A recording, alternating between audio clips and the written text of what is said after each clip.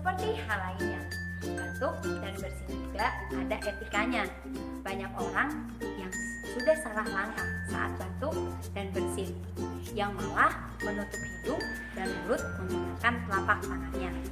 Tujuannya baik, tapi belum tentu benar, karena kuman bisa berpindah ke tangan dan menyebar tanpa kita sadari, melalui sentuhan dan bersalaman.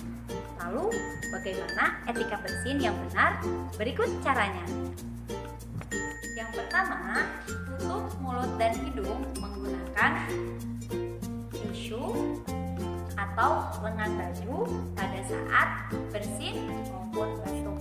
Dan jangan lupa pastikan tisu yang sudah digunakan dibuang ke tong sampah. Yang kedua, cuci tangan menggunakan sabun atau pembersih tangan berbasis alkohol. Yang ketiga, pastikan selalu menggunakan masker agar orang lain tidak tertular. Semoga bermanfaat.